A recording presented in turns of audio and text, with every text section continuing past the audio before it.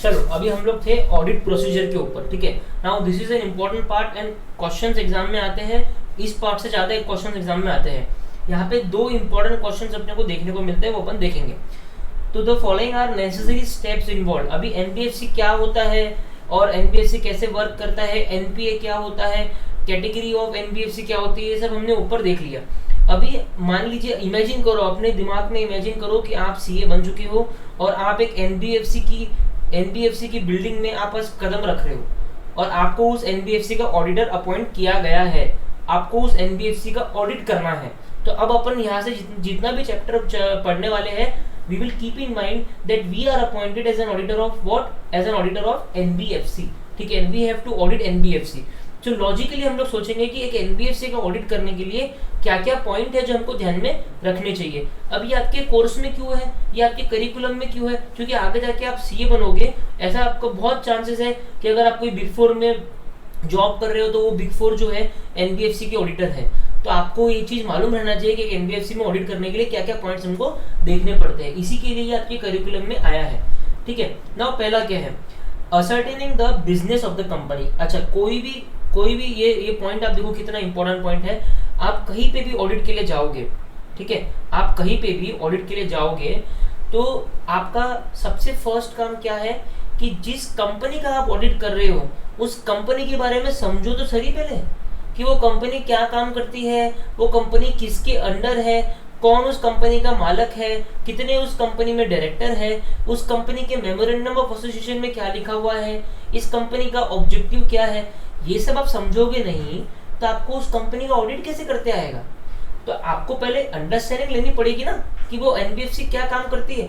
अब अगर मान लीजिए आप एनबीएफसी की बात कर रहे हो और अगर वो एनबीएफसी इन्वेस्टमेंट कंपनी है मान लीजिए, या इंफ्रास्ट्रक्चर फाइनेंस कंपनी है कि सिर्फ इंफ्रास्ट्रक्चर के प्रोजेक्ट्स में वो एनबीएफसी इन्वेस्ट करने वाली है, अगर ऐसा है तो आपको वो देखना पड़ेगा ना कि उन्होंने अपना नाम तो रखा है कि हम इंफ्रास्ट्रक्चर में इन्वेस्ट करेंगे, बट ऐसा है कि वो इंफ्रास्ट्रक्चर के अलावा कहीं और ही इन्वेस्ट कर रहे हैं। तो ये सब आपको कब मालूम पड़ेगा? When you have knowledge about the business of the company, you should have knowledge about the business of that particular NBFC। तो फर्स्ट पॉइंट आपकी ऑडिट में बहुत इंपॉर्टेंट है कि आपको उसका बिजनेस समझना है। ascertaining the business of the company, ascertaining मतलब समझना, ठीक है।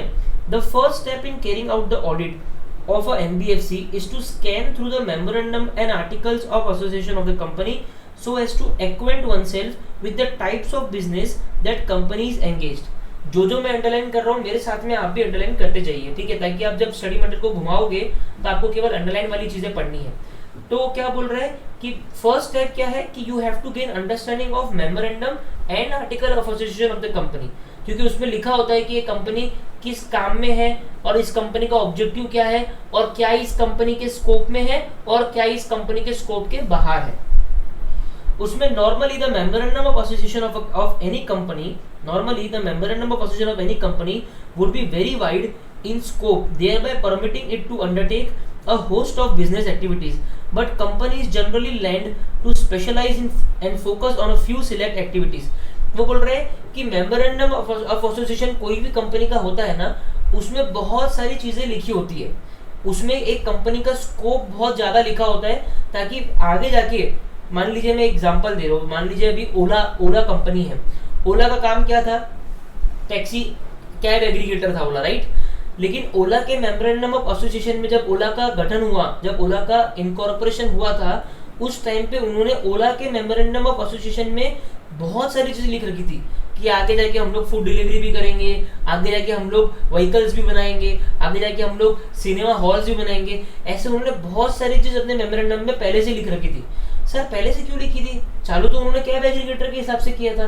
पहले से इसके लिए लिखी थी क्योंकि बाद में जाके मेमोरेंडम को चेंज करना बहुत डिफिकल्ट हो जाता है। इसके लिए कोई भी कंपनी क्या करती है, अपना मेमोरेंडम इतना बड़ा बनाती है कि आगे जाके कभी भी उसको कोई दूसरे बिजनेस में जाना रहा तो उसके मेमोरेंडम में वो ऑलरेडी होना चाहिए। तो यही बोल रहा है कि नॉर्मली मेमोरेंडम ऑफ एसोसिएशन जो है वो बहुत ही वाइड होता है, बहुत बड़ा होता है, ठीक है।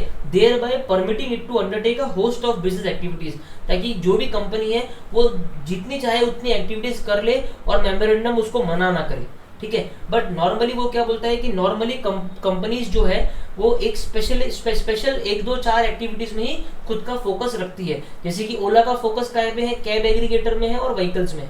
तो अभी उसका फोकस सिर्फ इतनी ही एक्टिविटीज को है, ठीक है। अभी हम लोग इस पॉइंट को यहाँ तक लेंगे, ठीक है। इसके बाद में बचे हुए जितने भी पॉइंट्स है आप काट दोगे, यहाँ पे इसको क्रॉस कर दो, ठीक है। और अभी हम लोग नीचे जाएंगे और यहाँ से इसको लेंगे। The task of ascertaining the principal business activity of any NBFC is of a paramount importance, since the very classification of a company as a NBFC and its further classification would all depend upon its principal business activity। वो कह रहा है कि NBFCs के case में तो उसका principal business activity समझना बहुत जरूरी है। प्रिंसिपल बिजनेस एक्टिविटी समझना जरूरी क्यों है?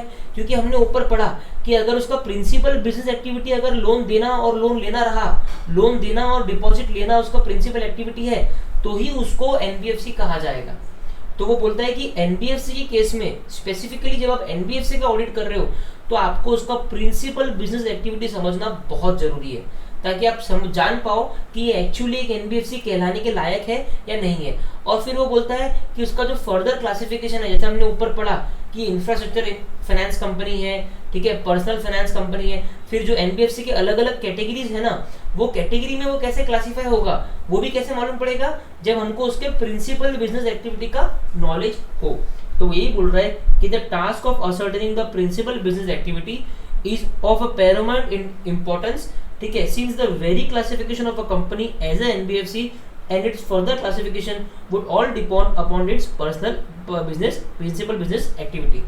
So पहला पॉइंट हमने क्या पढ़ा? पहला पॉइंट हमने पढ़ा ascertaining the business of the company, ascertaining the business of the company, ठीक है, ascertaining। और इसमें हमने क्या पढ़ा? इसमें हमने पढ़ा कि इसमें हमने 3 पॉइंट पढ़े। पहला पॉइंट क्या पढ़ा? The auditor should gain understanding about the memorandum and article of association of the company to understand the business into which the company is operating। Second हमने क्या पढ़ा कि मेमोरेंडम ऑफ एसोसिएशन एक बहुत वाइड डॉक्यूमेंट है, उसमें जो company का स्कोप है वो बहुत वाइड होता है, but normally a company tends to focus on some particular 1 to 5 activities, ठीक है। एंड लास्ट पॉइंट हमने क्या पढ़ा कि in case of NBFC it is very important to understand the principal business activity so that to understand that the NBFC is classified properly, ठीक है। तो ascertaining the business of the company में हमने 3 point पढ़े, ठीक है। अभी जो मैंने बोला है वो 3 पॉइंट पढ़े। सो ये सब पॉइंट आपको ध्यान में रखने हैं, क्योंकि एग्जाम में अगर क्वेश्चन आता है state the audit procedures, state the necessary steps involved in conducting the audit of an NBFC, ये क्वेश्चन एग्जाम में आ सकता है, तो उसमें आपको ये पॉइंट लिखने पड़ेंगे। सर अपने पूरा पैराग्राफ क्यों नहीं पढ़ा? क्योंकि एग्जाम में जाके पूरा पैराग्राफ लिख भी नहीं पाओगे आप, ठीक है। तो मैंने आपको इस बड़े पैराग्राफ को 3 पॉइंट में श्रिंक करके दे दिया कि एग्जाम में आया तो आपको सिर्फ 3 पॉइंट लिखना है, और 3 एकदम सिंपल से पॉइंट है, आप इसको इजीली रिटेंशन कर सकते हो। सेकंड है evaluation of internal control system. अभी फर्स्ट स्टेप तो हमने समझ लिया कि वो एनबीएफसी का बिजनेस कैसा था, हमने उसके बारे में पूरी अंडरस्टैंडिंग ले ली। अभी बिजनेस में जाने के पहले हमने ऑडिट में पढ़ा है कि मान लीजिए कोई भी एक बिजनेस है, ये कोई भी एक मान लीजिए आपकी फैक्ट्री है ना, या फिर कोई कंपनी है। अभी हमने ये सीए इंटर में भी पढ़ा था, हमने इनिशियल चैप्टर्स में भी ये चीज़ पढ़ी है कि कोई भी कंपनी में जो कंपनी का मैनेजमेंट होता है, जो कंपनी का बोर्ड ऑफ डायरेक्टर्स होते हैं, उनकी रिस्पॉन्सिबिलिटी होती है कि कंपनी में प्रॉपर इंटरनल कंट्रोल सिस्टम रहने चाहिए। अब इंटरनल कंट्रोल सिस्टम का एक बहुत प्रोमिनेंट एग्जाम्पल क्या है? इंटरनल कंट्रोल सिस्टम का बहुत प्रोमिनेंट एग्जाम्पल क्या है? प्रोमिनेंट एग्जाम्पल है security camera, right. Security camera अपने दिमाग में रखना कि भाई अगर मैं बैंक में जा रहा हूँ, बैंक में हम जाते हैं ना, एसबीआई बैंक में, एचडीएफसी बैंक में, तो हम बैंक की बिल्डिंग में हम एंटर करते हैं तो हम देखते हैं बहुत कैमरेज लगे हैं, है ना, सिक्योरिटी गार्ड बंदूक लेके खड़ा है ना, और उनके खुद के एक प्रोसीजर होते हैं कि अगर कैश विड्रॉ करना है तो 50,000 तक ही कैश विड्रॉ होगा, 50,000 के ऊपर कैश विड्रॉ होगा तो पैन कार्ड चाहिए। ऐसे अलग अलग तरह के प्रोसीजर हमने बैंक में देखे, और हम फ्रस्ट्रेट होते हैं कि अरे यार ये क्या है, मेरे को मेरा पैसा विड्रॉ करना है और उसके लिए इतनी सारी चीज़ें वो मांग रहा है, आधार कार्ड दिखाओ, पैन कार्ड दिखाओ, ये सब चीज़ क्या है? ये सब चीज़ इंटरनल कंट्रोल है, ताकि कोई भी फ्रॉड ना हो पाए, ठीक है। बिलीव मी, ये बहुत इंपॉर्टेंट है, तो हमारा ही पैसा डूब जाएगा। तो अगर एक फैक्ट्री है और यहाँ पे सिक्योरिटी कैमरे लगे हैं, ये दीवार पे सिक्योरिटी कैमरे लगे हैं, तो this is nothing but internal control. तो कोई भी एक ऑडिटर के लिए प्रेफरेंस क्या रहेगा कि जिस कंपनी का ऑडिट करने जा रहा है उस कंपनी का इंटरनल कंट्रोल सिस्टम एकदम सही रहना चाहिए। अगर कोई कंपनी का इंटरनल कंट्रोल सिस्टम एकदम सही है तो ऑडिटर को क्या मन में एक विश्वास क्या रहता है कि इस कंपनी में फ्रॉड होने के चांसेस बहुत कम है, इस कंपनी में मटेरियल मिसस्टेटमेंट मिलने के चांसेस बहुत कम है, इस कंपनी के फाइनेंशियल स्टेटमेंट जो रहेंगे वो ट्रू और फेयर हो सकते हैं। ठीक है, तो कोई भी ऑडिटर जब अपना ऑडिट चालू करता है ना, ऑडिट चालू करने के पहले वो देख लेता है कि यार इस कंपनी का इंटरनल कंट्रोल सिस्टम जो है वो कैसा होगा। तो ऑडिट प्रोसीजर चालू करने के पहले उसको एक इवैल्यूएशन करना पड़ता है कि इस कंपनी में जो इंटरनल कंट्रोल सिस्टम मैनेजमेंट ने लगा रखा है वो इंटरनल कंट्रोल सिस्टम कितना इफेक्टिव है। ठीक है, सो पॉइंट क्या बोलता है, the responsibility of maintaining N adequate accounting system incorporating various internal control to the extent appropriate to the size and nature of the business vests with the management। बोलता है कि जो भी कंपनी है उस कंपनी की साइज मतलब कितनी बड़ी वो कंपनी है और किस नेचर ऑफ बिजनेस में वो कंपनी है, ठीक है, उसको ध्यान में रख के ये मैनेजमेंट का रिस्पॉन्सिबिलिटी है कि एडिक्वेट इंटरनल कंट्रोल सिस्टम वो प्लेस करे। कौन? Management. A sound internal control system would enable an organization to plug loopholes in its workings। अगर अच्छा साउंड मतलब इफेक्टिव, अगर साउंड इंटरनल कंट्रोल सिस्टम रहा तो वो ऑर्गेनाइजेशन जो है वो अपने जितने भी लूप होल्स होते हैं ना, सब में लूप होल्स होते हैं, हमारे में लूप होल्स होते हैं, सब आदमी में लूप होल्स मतलब क्या है, कमियां। ठीक है, तो अगर एक साउंड इंटरनल कंट्रोल सिस्टम अगर कंपनी में है तो सारे लूप होल्स जो है वो अपने आप ही बुझ जाएंगे, अपने आप ही रिकवर हो जाएंगे। ठीक है, particularly in the detection of fraud and would also aid in timely decision making।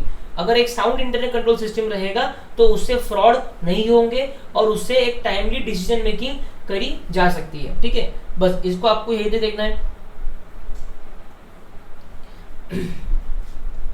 इसके बाद में आपको ये पॉइंट यहाँ पे कंटिन्यू करना है। In particular, an auditor should review the effectiveness of the system of recovery prevalent at NBFC। अभी सर ये सिस्टम ऑफ रिकवरी क्या है? अभी NBFC ने किसी को लोन दिया, ठीक है, अब मान लीजिए वो लोन जिसको लोन दिया वो विजय माल्या निकला या नीरव मोदी निकला, तो उससे पैसा कैसे निकालेंगे, उससे पैसा रिकवर कैसे करेंगे? तो ऑडिटर को ये देखना है कि NBFC में पैसा रिकवर करने के लिए क्या सिस्टम है और क्या वो सिस्टम इफेक्टिव है या नहीं है। सिंपल है ना। तो ऑडिटर को NBFC के पर्सपेक्टिव से देखना है कि उसमें जो रिकवरी सिस्टम है जो उस NBFC में है वो कितना इफेक्टिव है। ठीक है, चलो, तो ये यहां तक आपने ले लिया। अभी आपको ये सेकेंड वाला पॉइंट क्लियर हो गया। तो पहला पॉइंट हमने क्या पढ़ा, gaining the understanding of the business of the company. उसके अंदर हमने 3 पॉइंट पढ़े कि the auditor has to should gain understanding of the memorandum of association and article of association of the company.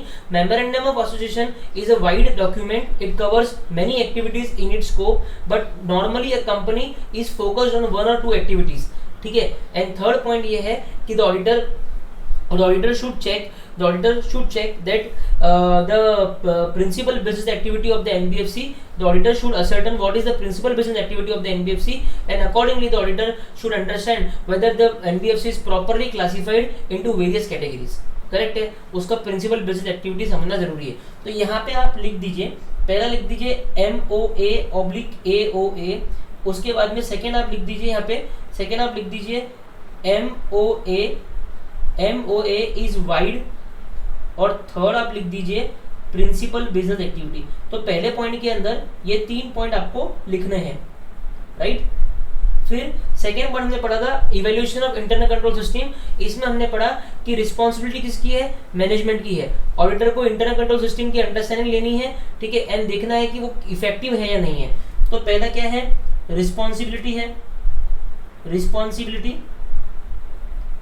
दूसरा है इफेक्टिवनेस कि वो जो इंटरनल कंट्रोल सिस्टम है वो कितना इफेक्टिव है, और तीसरा है रिकवरी सिस्टम, जो NBFC में जो रिकवरी सिस्टम है वो कितना इफेक्टिव है। तो हमने दोनों पॉइंट में 3-3 सब पॉइंट्स पढ़ लिए। ठीक है, 3-3 सब पॉइंट्स पढ़ लिए। इसको लेक्चर के साथ साथ में ही अगर आप लर्न कर लोगे तो बेटर है। एग्जाम में जाके आपको ये मेन हेडिंग लिखनी है और उसमें अगर आपने 3 या 4 पॉइंट भी लिख दिए तो इनफ है, आपको मार्क्स मिलेंगे। आपको ये पूरा की पूरा इतना पूरा पैराग्राफ लिखने का रिक्वायरमेंट नहीं है। ठीक है, एग्जाम में ये क्वेश्चन उतने मार्क के भी नहीं आएगा कि इसका इतना पॉइंट लिखना पड़ेगा। ठीक है, चलो नाउ थर्ड है रजिस्ट्रेशन विद आरबीआई, ठीक है। सेक्शन 45A जो सेक्शन 45IA ये वाला जो है ये आपको लर्न करना पड़ेगा।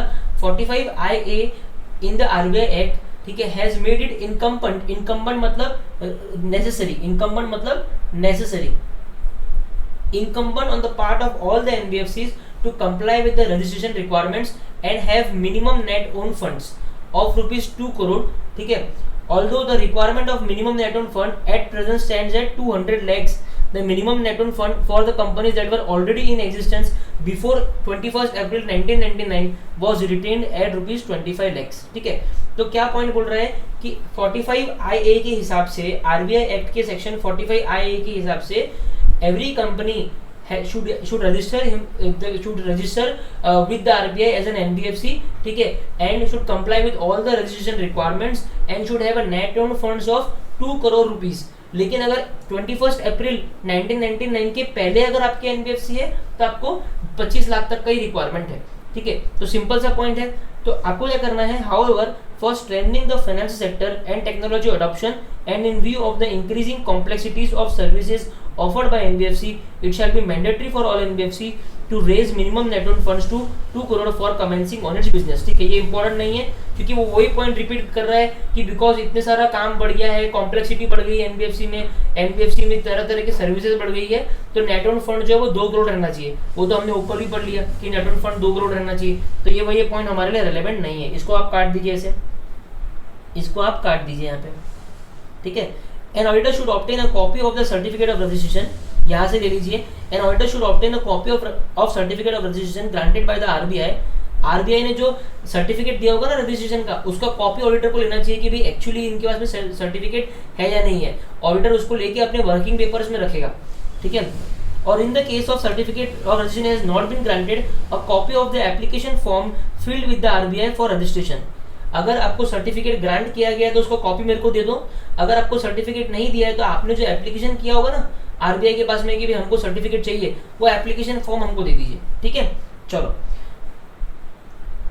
बस, बाकी आपको यहाँ पे कुछ भी नहीं लेना, ये पूरा को काट देना। सिंपल सा पॉइंट है। थर्ड पॉइंट हमारे पास में आ गया रजिस्ट्रेशन विद आरबीआई। क्या पॉइंट आया है, रजिस्ट्रेशन विद आरबीआई। इसमें हमने पढ़ा कि सेक्शन 45IA के हिसाब से NBFC should get themselves registered and comply with all the directions of the RBI, should have net owned funds of 2 crore rupees, ठीक है। Auditor should obtain a certificate of registration granted by RBI to the NBFC, and if the certificate is not granted, then the copy of application form submitted by the NBFC to the RBI has to be obtained by the auditor, ठीक है। दो चीजें हैं यहाँ पे लिख दीजिए। पहला है सर्टिफिकेट टू बी ऑब्टेन्ड, ठीक है, यहीं पे स्टडी मटेरियल में लिखना है इसको, और एप्लीकेशन फॉर्म, ठीक है। चलो ये हो गया। एंड आपका एक और पॉइंट था इसमें, नेट ओन फंड्स का। ये मैं साइड में इसलिए लिखा रहा हूँ ताकि आपको जब आप रिवाइज करोगे तो आपको पूरा पैराग्राफ पढ़ने का रिक्वायरमेंट नहीं रहेगा, वैसे साइड के पॉइंट पढ़ लिया तो क्लिक हो जाएगा कि हाँ इस पॉइंट में क्या क्या है।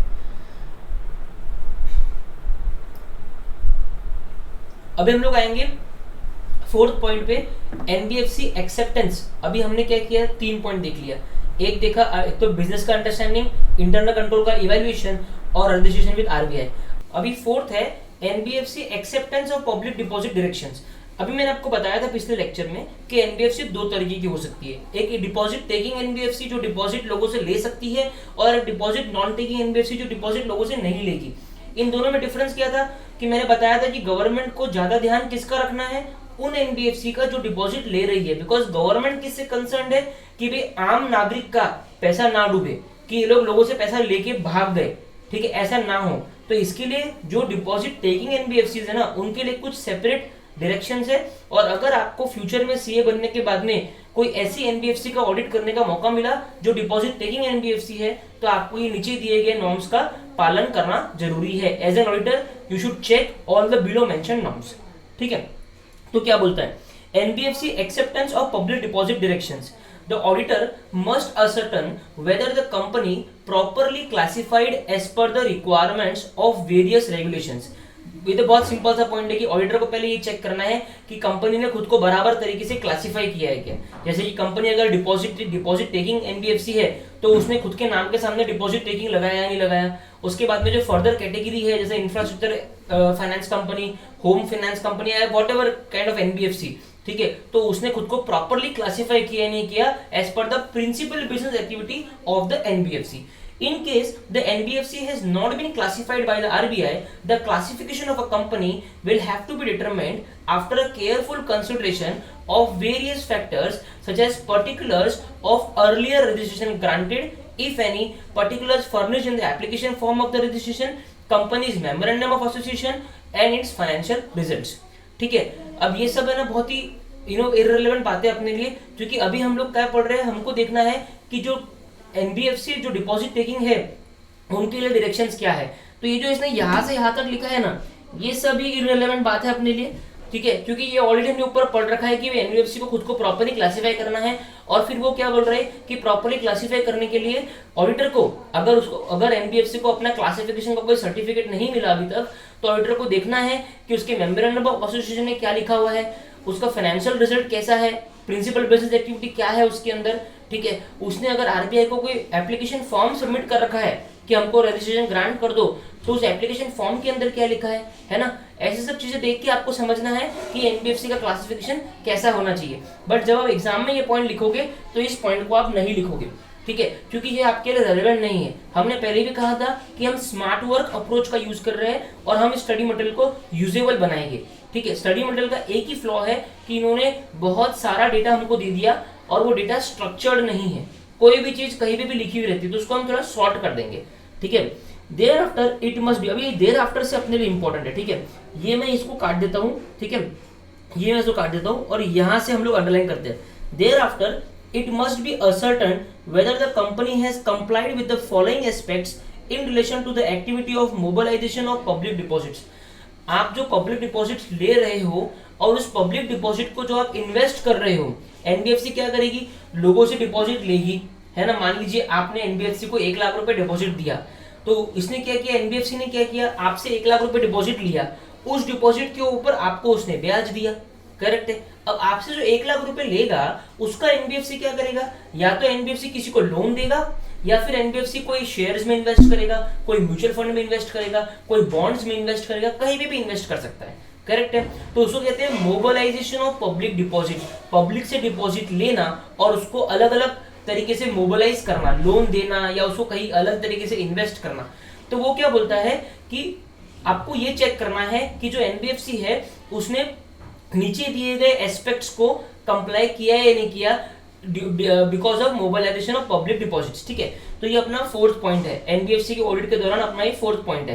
पहला हमने अंडरस्टैंडिंग ऑफ बिजनेस समझा, फिर हमने समझा इवैल्यूएशन ऑफ इंटरनल कंट्रोल, फिर हमने देखा कि सर्टिफिकेट ऑफ रजिस्ट्रेशन उसने ऑब्टेन किया या नहीं किया। ये 3 पॉइंट हमने देखे थे एज एन ऑडिटर।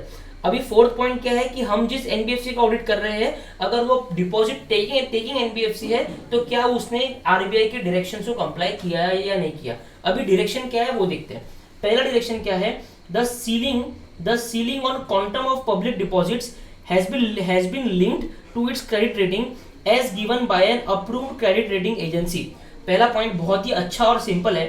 देखिए ये पॉइंट क्या है, आपने ना अगर नाम सुना होगा तो क्रिसिल करके नाम है कंपनी का, एक है केयर, ऐसे अलग अलग 2-4 कंपनीज है जो सब कंपनीज को रेटिंग देती है, A+, AA+, AAA+, ऐसे अलग अलग रेटिंग देती है, ठीक है। वो रेटिंग क्यों देती है, ये क्रिसिल जो कंपनी है, केयर जो कंपनी है, जैसे कि यहाँ पे आप लिख दीजिए क्रिसिल, ठीक है, केयर, ये क्या करती है, ये अलग अलग कंपनीज को रेटिंग देती है। जैसे कि इन्होंने रिलायंस को दिया A+, इन्होंने अडानी को दिया A+, ये लोग ऐसे अलग अलग कंपनीज को रेटिंग देती है ताकि पब्लिक को ये पता चले कि हमको कौन सी कंपनी में इन्वेस्ट करना है और कौन सी कंपनी में इन्वेस्ट थोड़ा सोच के करना है।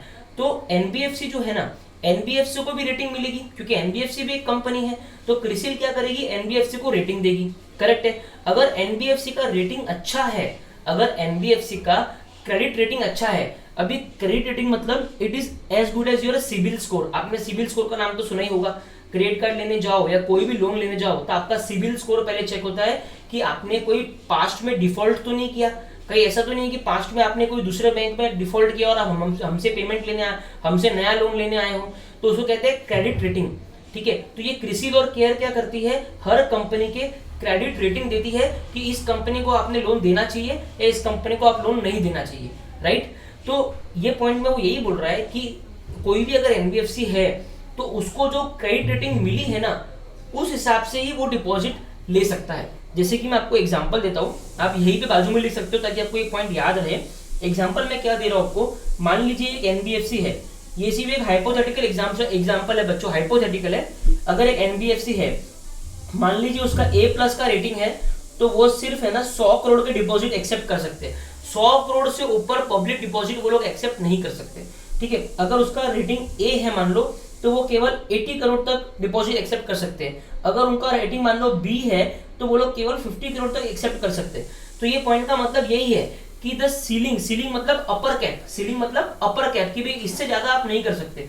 द सीलिंग ऑन क्वांटम मतलब quantity, the ceiling on quantity of public deposit, कितना पब्लिक डिपॉजिट वो एनबीएफसी ले सकती है, वो कैसे लिंक्ड है, that is linked to its credit rating. Simple सा पॉइंट है कि आपको एज एन ऑडिटर ये चेक करना है कि जो एनबीएफसी का आप ऑडिट कर रहे हो, ठीक है, उस एनबीएफसी ने जितना डिपॉजिट पब्लिक से ले रखा है, क्या वो उसकी क्रेडिट रेटिंग के हिसाब से बराबर है या क्या वो उसकी क्रेडिट रेटिंग के हिसाब से ज्यादा ले लिया उसने। अगर ज्यादा ले लिया तो आपको कंपनी को बोलना पड़ेगा कि इमीडिएटली आप पैसा वापस करिए। सिंपल सा पॉइंट है। अभी सर ये कौन बताएगा कि कितनी क्रेडिट रेटिंग पे कितना डिपॉजिट लेना है? ये आरबीआई के डायरेक्शन में लिखा हुआ है, जो आपके कोर्स में नहीं है। इतना आप पढ़ोगे ना तो एग्जाम तो खत्म हो गया। तो आरबीआई के डायरेक्शन में लिखा है कि अगर आपका रेटिंग इतना है, जैसे मैंने आपको अभी ये एग्जांपल दिया, ये सही नहीं है, ये सिर्फ एक हाइपोथेटिकल एग्जांपल है, लेकिन आरबीआई ने ऐसा डायरेक्शन दे रखा है कि अगर इतना रेटिंग है तो इतना डिपॉजिट आपको लेना है। तो एज एन ऑडिटर आपकी ड्यूटी क्या है, ये चेक करने की कि भाई जितना क्रेडिट रेटिंग उसको क्रिसिल या कोई भी क्रेडिट रेटिंग एजेंसी ने दिया है, उस हिसाब से उसका जो क्वांटम ऑफ डिपॉजिट्स है क्या वो बराबर है या उसने वो सीलिंग को क्रॉस कर दिया। ठीक है, तो ये मेरा पहला पॉइंट हो गया। इसके बाद में obtain a copy of the credit rating assigned to NBFC. अभी भैया ये चेक करने के लिए ऑडिटर को क्या करना पड़ेगा, ऑडिटर को मैनेजमेंट को बोलना है कि हमको जो आपको क्रेडिट रेटिंग दी है ना, वो क्रेडिट रेटिंग का कॉपी हमको दे दीजिए। ठीक है, नहीं तो मैनेजमेंट ने मुंह से बोल दिया कि हमको तो A+ रेटिंग है, आप मान लोगे क्या? जब तक आपके हाथ में वो क्रेडिट रेटिंग का सर्टिफिकेट नहीं रहेगा आप तो विश्वास नहीं कर सकते ना। तो obtain a copy of the credit rating, मेरे साथ में अंडरलाइन करते जाओ जो भी मैं कर रहा हूँ। Obtain a copy of credit rating assigned to NBFC and check whether the public deposit accepted by it are in accordance with the level of the credit rating assigned to it. यही मैंने बोला कि जितनी credit rating उसको assign की गई है उससे चेक करो कि जो पब्लिक डिपॉजिट उसने एक्सेप्ट किया है वो बराबर है या नहीं है। उसके बाद में इन द इवेंट ऑफ, यहाँ पे इन द इवेंट ऑफ अपग्रेडिंग और डाउनग्रेडिंग ऑफ क्रेडिट रेटिंग, अगर मान लो ऐसा होता है कि पिछले साल A+ की रेटिंग थी लेकिन इस साल वो डाउनग्रेड होके A हो गई, ठीक है, या फिर पिछले साल A की रेटिंग थी इस साल वो अपग्रेड होके A+ हो गई है, दोनों भी हो सकता है। और सर ये क्रेडिट रेटिंग क्यों चेंज होगी? ये चेंज होती है एनबीएफसी के काम करने के तरीके के ऊपर। अगर एनबीएफसी ने कभी कोई डिफॉल्ट नहीं किया, लोगों का पैसा बराबर लिया, बराबर दिया, उसको लोगों को इंटरेस्ट बराबर टाइम पे दिया, तो उसका रेटिंग हर बार अच्छा ही रहेगा। So in the event of upgrading और downgrading of the credit rating the auditor should bear in mind, अगर ऐसा होता है तो ऑडिटर को दिमाग में ध्यान में रखना है कि that the NBFC will have to increase or reduce its public deposit in accordance with the revised credit rating assigned to it within a specified time. अभी ये विद इन से है ना, ये विद इन से आप पूरा काट दो, बस आपको ये पॉइंट यहीं तक लिखना है। वो आगे के पूरे मालगाड़ी के डब्बे हैं, इतना आपको लिखने का रिक्वायरमेंट नहीं है। ये पॉइंट में पूरा कवर हो जाता है कि अगर आपका अपग्रेड या डाउनग्रेड होता है तो auditor should bear in mind that the NBFC may have to increase the public deposit or decrease the public deposit in accordance with the revised credit rating assigned to it. उसकी जो revise credit rating है उसके हिसाब से उसको public deposit up and down करना है। Simple, right? तो बहुत ही सिंपल सा पॉइंट है। तो पहला पॉइंट क्या है? पहला पॉइंट है क्रेडिट रेटिंग के ऊपर। ठीक है, आपको क्या करना चाहिए, लेक्चर के साथ साथ में ही रफ पेज पे ना ये पॉइंट को इंग्लिश में लिख लेना चाहिए। ठीक है, पूरा एज इट इज कॉपी मत करो, लेकिन एज इफ यूर एग्जाम, आप एग्जाम में बैठे हो और जस्ट इसके जो 5-6 इंपॉर्टेंट वर्ड्स है ना, एक रफ पेज साथ में रखो, उसमें ये लाइन लिख लो ताकि आपके दिमाग में लाइन बैठ जाए कि इसको लाइन को कंस्ट्रक्ट कैसे करना है। अभी बिना देखे अपन क्या बोलेंगे?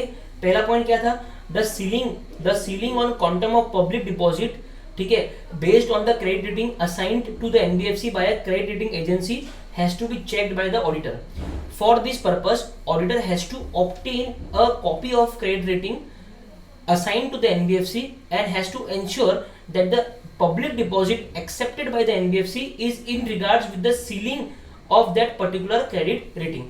उस क्रेडिट रेटिंग के सीलिंग के हिसाब से ही उसने डिपॉजिट एक्सेप्ट किया.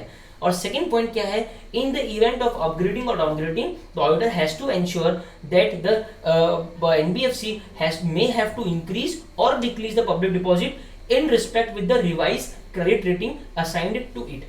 ये पहला पॉइंट हो गया. तो पहला पॉइंट के बाजू में यहाँ पे आप लिख दीजिए क्रेडिट रेटिंग. बस एक अगर ये क्रेडिट रेटिंग आप लिख दोगे ना, सॉरी मेरी राइटिंग थोड़ा सा इग्नोर करना, जगह छोटी है मेरे पास में.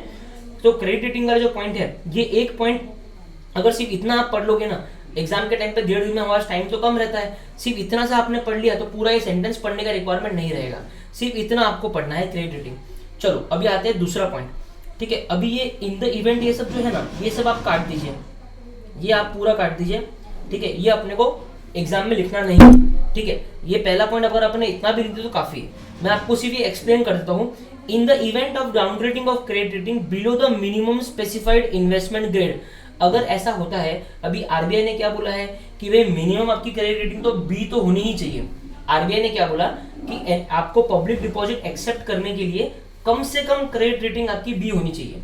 वो होता है ना, हम लोग 10वीं 11वीं में हमको ऐसा था कि 40% से नीचे रहा तो फेल है, या 35% से नीचे रहा तो फेल है.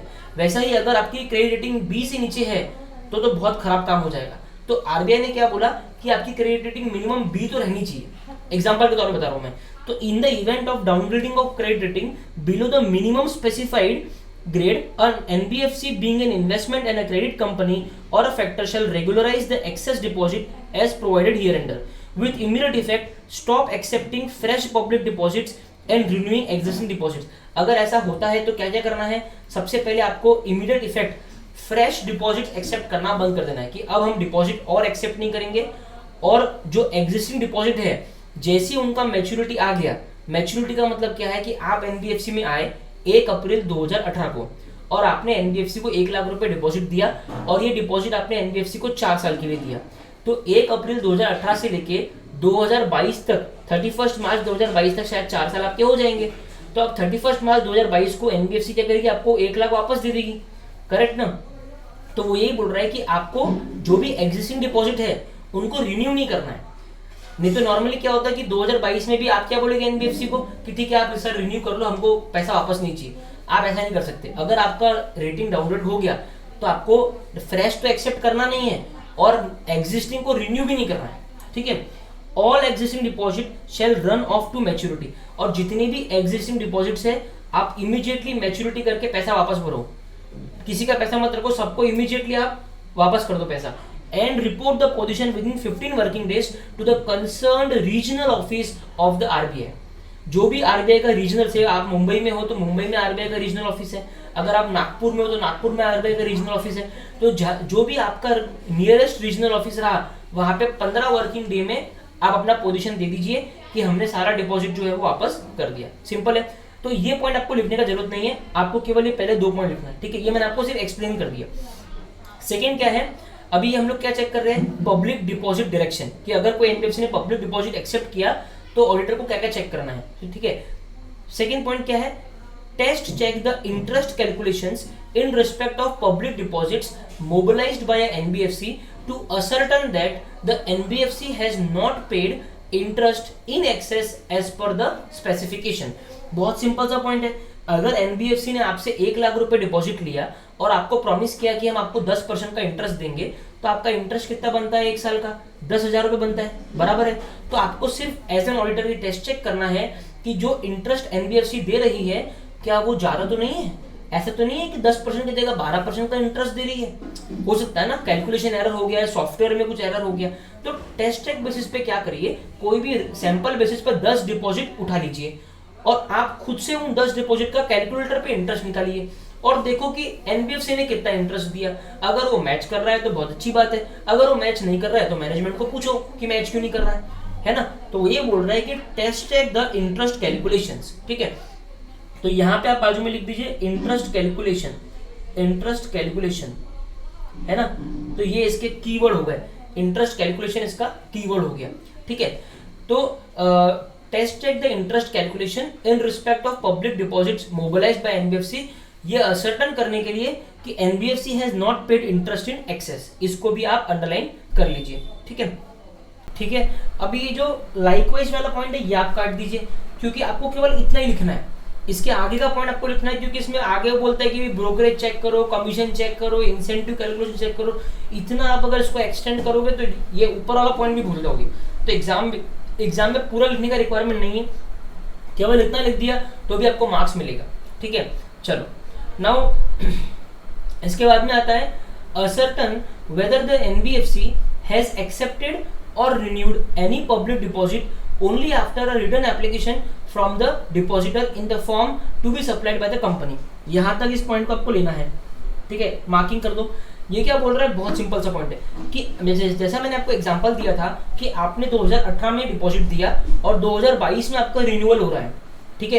तो अभी 2022 में रिन्यूअल करने के लिए सिर्फ टेलीफोनिक कन्वर्सेशन काम आ जाएगा क्या, कि डिपॉजिटर ने फोन करके बोल दिया कि मेरे को पैसा नहीं चाहिए, आप मेरा डिपॉजिट को रिन्यू कर दो, चलेगा क्या? नहीं चलेगा।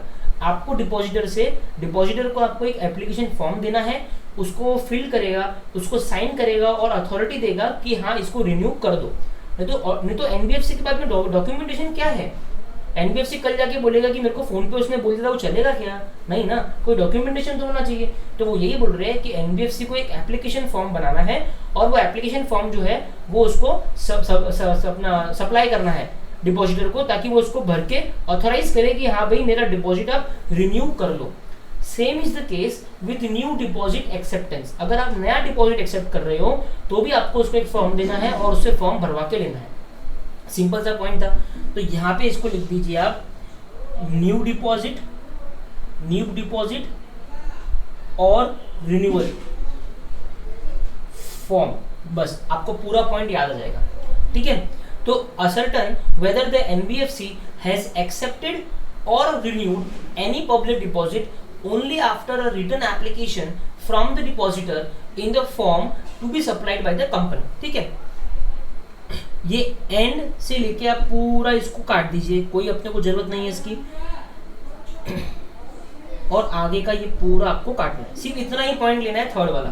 Now coming to the fourth point, verify the deposit registered maintained by NBFC, ठीक है, and test check the particulars that have been entered therein in respect of each depositor with supporting receipts issued to the depositor. बहुत simple सा point है। अभी मान लीजिए कोई NBFC है और उन्होंने मान लीजिए 100 लोगों से डिपॉजिट एक्सेप्ट किए, है ना, तो उनका प्रोसीजर क्या होगा, वो पहले एक फॉर्म देंगे डिपॉजिटर को, वो फॉर्म भर के डिपॉजिटर एनबीएफसी को वापस देगा, है ना, और फॉर्म के साथ में डिपॉजिटर एनबीएफसी को पैसा भी देगा, डिपॉजिट वाला, करेक्ट है ना। जब हम पैसा लेते हैं, अगर हम बैंक में जाते हैं कोई भी अगर पैसा लेते हैं देते हैं तो वो हमको एक काउंटर फाइल रिसिप्ट इशू करता है, छोटा सा इतना सा। वैसा ही एनबीएफसी एक रिसिप्ट है ना डिपॉजिटर को इशू करेगी कि भाई आपने हमको इतना का डिपॉजिट दिया है और आपके और हमारे टर्म्स एंड कंडीशंस ये है। ऐसा एक रिसिप्ट जो है वो एनबीएफसी डिपॉजिटर को देगी after the procedure is done, ठीक है। लेकिन ये जो रिसिप्ट है ना, इसका एक कॉपी एनबीएफसी के पास में भी होगा, है ना, कार्बन कॉपी जिसको हम कहते हैं। तो वो यही बोल रहा है कि आप सिर्फ ये चेक कर लो, एज एन ऑडिटर आपको ये चेक करना है कि जो एनबीएफसी ने डिपॉजिट रजिस्टर मेंटेन कर रखा है, एक रजिस्टर मेंटेन किया होगा जहाँ पे सारे डिपॉजिटर के नाम होंगे, कौन से डिपॉजिटर ने कितने पैसा दिया वो होगा, है ना, उसका मैच्योरिटी डेट क्या है वो होगा, ऐसा एक रजिस्टर होगा ना, होगा कि नहीं होगा? ऑब्वियसली होगा ना। आपको क्या करना है, वो रजिस्टर लेना है, उसमें से कोई भी रैंडमली 10-12 डिपॉजिटर उठाने हैं और उनके रिसिप्ट चेक करनी है कि इनको जो रिसिप्ट एनबीएफसी ने दिया वो कितने अमाउंट का दिया। ऐसा हो सकता है कि एनबीएफसी ने रिसिप्ट दिया कि 1 लाख रुपए डिपॉजिट किया और डिपॉजिट रजिस्टर में लिखा हुआ है 2 लाख रुपए डिपॉजिट किया, तो ये तो फ्रॉड हो गया ना। तो ऑडिटर को सिर्फ वो वेरीफाई करना है कि जो डिपॉजिट रजिस्टर है वो करस्पॉन्डिंग रिसिप्ट, सपोर्टिंग रिसिप्ट से मैच हो रहा है या नहीं हो रहा, ठीक है। तो इस पॉइंट को वापस पढ़ते हैं, verify the deposit register maintained by NBFC and test check the particulars that have been entered therein, ठीक है, in respect of each depositor with supporting receipts issued to the depositor. Simple है, ठीक है। तो मैं यहाँ पे इस पॉइंट का नाम लिखता हूँ डिपॉजिट रजिस्टर, ठीक है, सिंपल पॉइंट है। चलो इसके बाद का आपको पूरा काट देना है, बिल्कुल लेना नहीं है। इसके बाद में पांचवा पॉइंट क्या रहेगा, पांचवा पॉइंट रहेगा check whether the investments made in approved liquid securities, check whether the investments made in approved liquid assets by NBFC holding public deposits have been lodged in safe custody with a designated scheduled commercial bank as required by the NBFC acceptance of public deposits directions, and also whether a certificate was obtained from the RBI to that effect। बहुत simple सा point है। क्या point बोल रहा है कि ये आपको चेक करना है एज एन ऑडिटर, आपको ये चेक करना है कि मैंने आपको बोला था कि एनबीएफसी क्या करेगा, पब्लिक से डिपॉजिट लेगा, डिपॉजिट लेने के बाद में उसको या तो शेयर्स में इन्वेस्ट करेगा या म्यूचुअल फंड में इन्वेस्ट करेगा या फिर किसी को लोन देगा, करेक्ट है।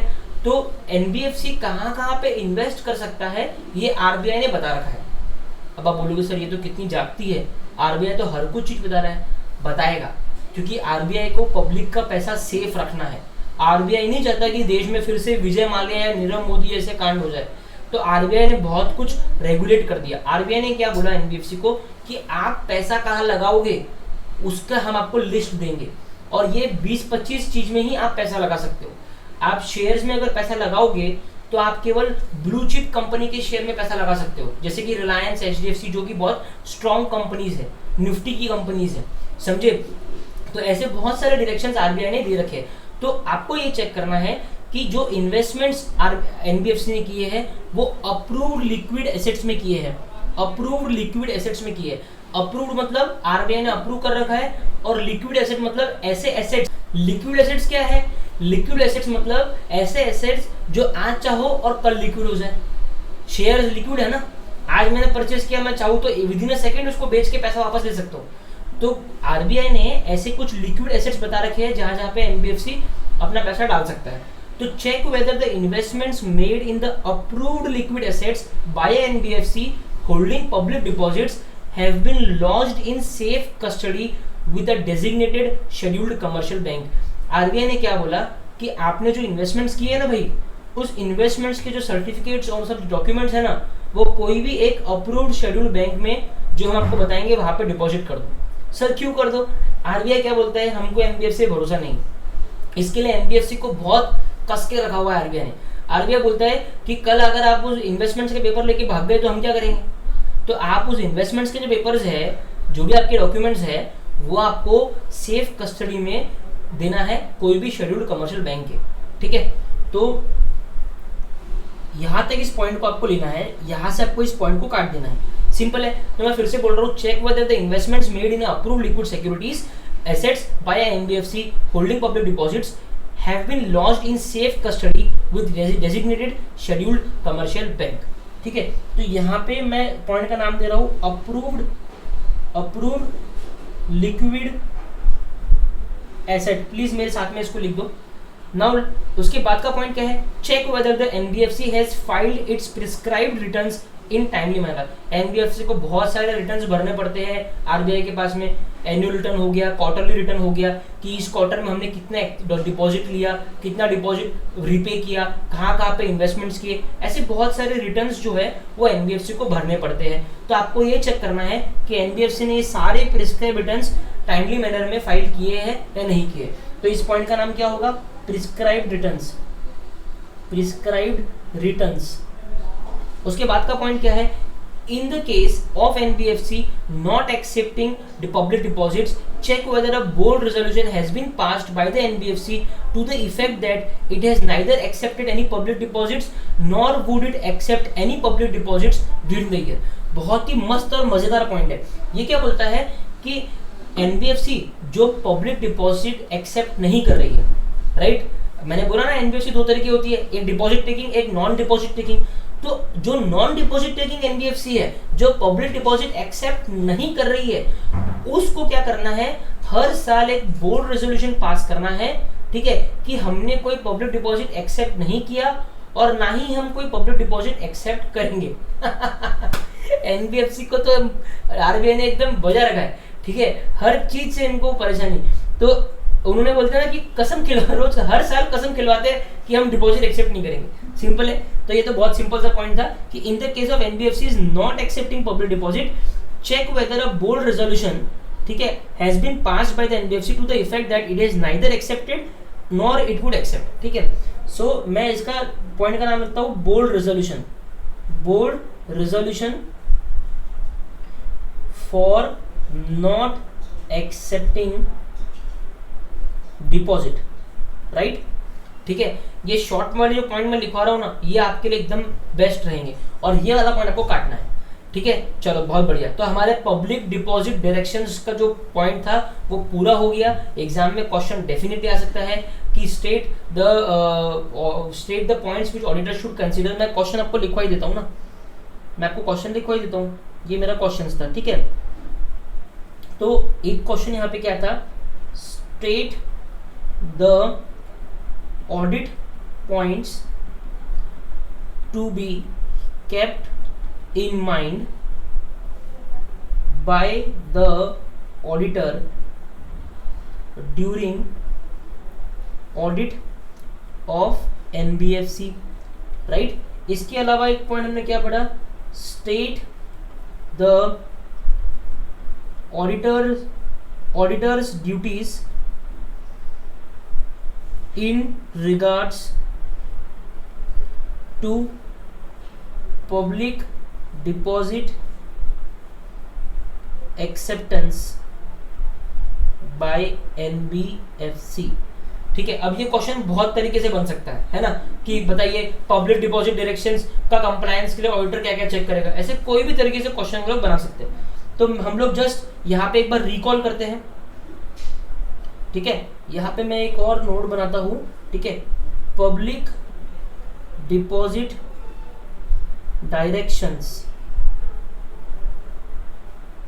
कंप्लायंस, ठीक है। इसके नीचे मैं लिखता हूं ऑडिट चेकलिस्ट। चलो हम लोग एक एक करके ना रिकॉल करने का ट्राई करते हैं कि हमने पब्लिक डिपॉजिट में क्या क्या पढ़ा। सबसे फर्स्ट एक पॉइंट हमने पढ़ा था क्रेडिट रेटिंग को लेके, एक पॉइंट पढ़ा था, राइट, कि the auditor should check the auditor should check whether the NBFC has followed the ceiling on quantum of deposits, ठीक है, in respect to the credit rating assigned to the NBFC by a credit rating agency. Auditor should also obtain a copy of credit rating so that auditor can check the credit rating assigned to the NBFC. फिर उसमें एक point हमने पढ़ा था upgrading और downgrading का, कि in the event of upgrading और downgrading of credit rating of the NBFC, the auditor has to check whether the NBFC has ensured the further acceptance or reduction in the deposits as per the revised credit rating. Simple है। तो एक point यहाँ पे हम लोग credit rating का पढ़े थे पब्लिक डिपॉजिट के केस में। एक हमने पॉइंट पढ़ा था test check the interest calculations, ये तो बहुत सिंपल सा पॉइंट था। तो मैं यहाँ पे लिखता हूँ test check the interest calculation.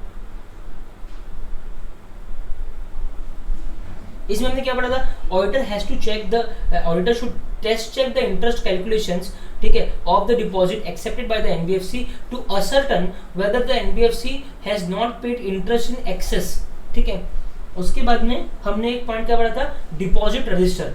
Auditor should test check the deposits from the deposit register, ठीक है, with respect to the corresponding receipts issued to the deposit holders, ठीक है। तो एक पॉइंट था डिपॉजिट रजिस्टर का।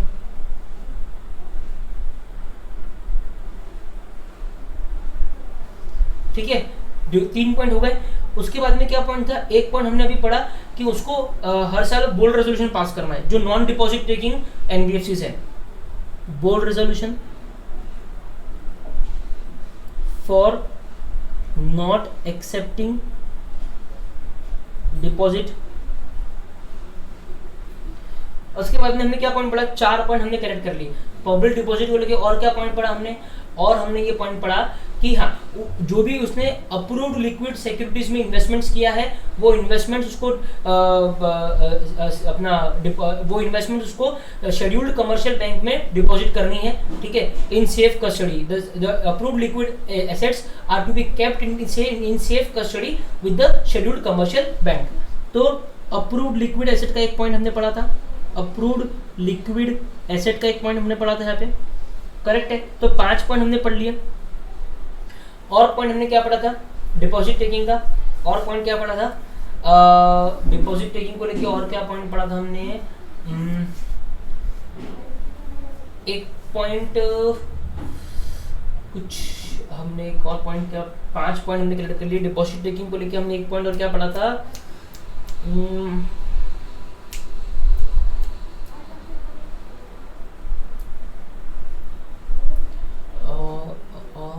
एक पॉइंट ये पढ़ा था उसको हमको ये देना है एप्लीकेशन फॉर्म्स। हाँ, एक पॉइंट हमने पढ़ा था कि acceptance and renewal of the deposits, ठीक है, should be done by the NBFC by giving forms to the deposit holders, ठीक है। So auditor should test check the acceptance and renewal with the corresponding forms issued to the deposit holders, ठीक है। चलो, तो ये हमने पढ़ लिया। अभी आपको ध्यान रखना है, जब भी अभी सेंसर को लिखोगे, ये जो अपने मेन वर्ड्स है ना, इनको आपको अंडरलाइन करना बहुत जरूरी है, ठीक है। इसमें एक और पॉइंट था रिटर्न्स का, ठीक है, कि एनबीएफसी ने प्रिस्क्राइब रिटर्न्स भरे या नहीं भरे। तो यहाँ पे रिटर्न्स भी एक पॉइंट आप लिख दो अपने पास में, स्टिक नोट पे बना लो, हाँ, ठीक है। तो कोई पॉइंट और मिस हुआ क्या अपना चलो, और कोई पॉइंट मिस नहीं हो, अगर हुआ होगा तो आप लिख देना एक बार अपने पास में, ठीक है। तो अभी हमने क्या किया, हमने 4 पॉइंट, अभी तक हमने जो हमारा जो मेन क्वेश्चन था कि ऑडिटर को क्या क्या पॉइंट्स कंसीडर करने हैं एनबीएफसी की ऑडिट करते समय, उसमें 4 पॉइंट हमने पढ़ा था। एक पॉइंट पढ़ा था अंडरस्टैंडिंग ऑफ द बिजनेस, एक पढ़ा था इवैल्यूएशन ऑफ इंटरनल कंट्रोल्स, एक पढ़ा था सर्टिफिकेट ऑफ रजिस्ट्रेशन, ठीक है। और अभी हमने पढ़ा पब्लिक डिपॉजिट टेकिंग का एनबीएफसी है तो उनको आरबीआई के डायरेक्शन से कंप्लाई करना है, उसके लिए ऑडिटर क्या क्या पॉइंट्स देखेगा। एग्जाम में चांसेस कम है कि पूरा वाला क्वेश्चन आ जाए कि सारे ऑडिट पॉइंट्स बताइए, हो सकता है पब्लिक डिपॉजिट के ऊपर स्पेसिफिकली क्वेश्चन आ जाए, ठीक है। तो आपको ये थोड़ा ज्यादा ध्यान में रखना है। और अगर मान लो पूरे पे क्वेश्चन आता है तो पब्लिक डिपॉजिट के आपको सारे पॉइंट लिखने का काम नहीं है, सिर्फ आपको 2-4 पॉइंट मिक्स करके भी लिख दोगे तो चल जाएगा, ठीक है। तो चौथा पॉइंट ये था। 5वां पॉइंट क्या आ रहा है, NBFC prudential norms, NBFC prudential norms, ये अपना 5वां पॉइंट आ रहा है, इसको अपन अभी करेंगे। इसके अंदर भी 5 पॉइंट्स है एंड देन हमारा ये आंसर खत्म हो जाता है, ठीक है।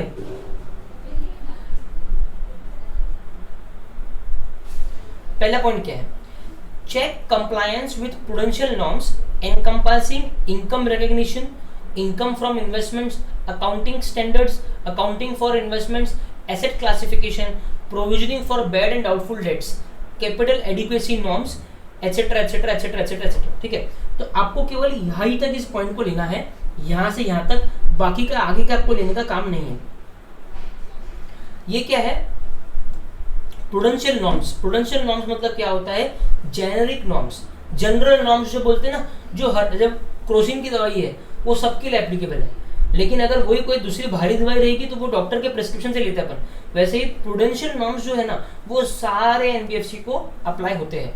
तो उसको क्या करना है, ऑडिटर को क्या करना है, अगर एग्जाम में ये क्वेश्चन आया कि state the audit points to be considered by the auditor in regards to NBFC prudential norms, तो ये 5 पॉइंट आपको लिखने हैं। पहला पॉइंट क्या लिखना है, तो उसको कंप्लायंस चेक करना है प्रूडेंशियल नॉर्म्स का, काय का, प्रूडेंशियल नॉर्म्स का।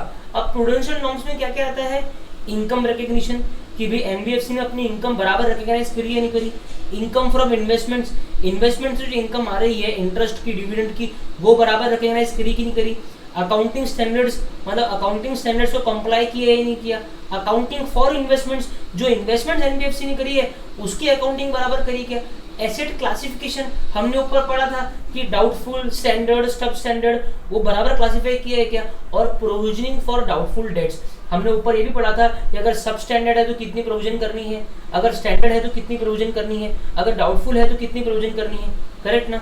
बस, तो ये बहुत सिंपल सा पॉइंट है ना। तो यहाँ इस पॉइंट का नाम हम लोग देते हैं प्रूडेंशियल नॉर्म्स, ठीक है, प्रूडेंशियल नॉर्म्स, ठीक है। चलो, सेकेंड पॉइंट क्या है, N auditor should ensure that the board of directors of every NBFC granting oblique intending to grant demand oblique call loans shall frame and implement a policy for the company। बहुत simple सा point है।